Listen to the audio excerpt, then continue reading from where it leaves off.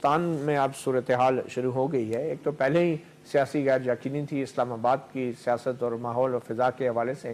بلوچستان میں جو واقعات ہیں ان کے بارے میں آپ کیا کہیں گے؟ کیا یہ بھی کسی سازش کا حصہ ہیں یا سب کچھ جو ہے ایک سیاسی عمل ہے اور جمہوری عمل ہے؟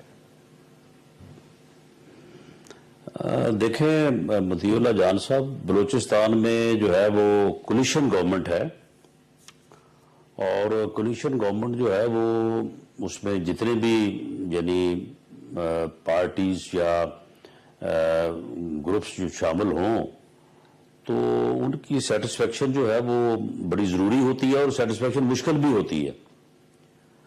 تو اس لیے وہاں پہ میرا یہ خیال ہے کہ شاید کوئی یہ انٹرنل معاملہ ہے، اور ثناء اللہ زیری صاحب جو ہیں امید ہے کہ وہ ان چیزوں کو جو ہے وہ بیٹھ کے ریزالو کر لیں گے. آج انہوں نے میٹنگ بلائی بھی ہوئی ہے، تو امید ہے کہ اس میٹنگ میں کوئی مثبت رزلٹ جو ہے وہ سامنے آ جائے گا.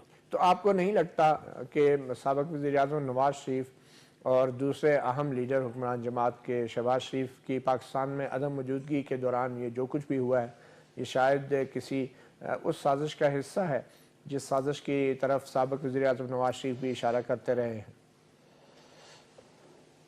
نہیں، میرا نہیں خیال کہ ہمیں ہر جگہ پہ جو ہے وہ سازش تلاش نہیں کرنی چاہیے، کیونکہ وہاں پہ جو ہمارے مین جو کولیشن پارٹنر ہیں، ڈاکٹر مالک جو پہلے رہے ہیں چیف منسٹر بھی، اور عبدالصمد اچکزئی صاحب، میرا خیال ہے کہ اگر ان میں کوئی پرابلم نہیں ہے تو یہ معاملہ جو ہے وہ بالکل سیٹل ہو جائے گا، اور اگر وہ پرابلم ہے تو پھر یقیناً جو ہے وہ کوئی نہ کوئی اس کا جو ہے وہ ریزولوشن جو ہے وہ ہو سکتا ہے. پھر میاں صاحب کے لیول پہ ہی اس کو جو ہے وہ دیکھنا پڑے.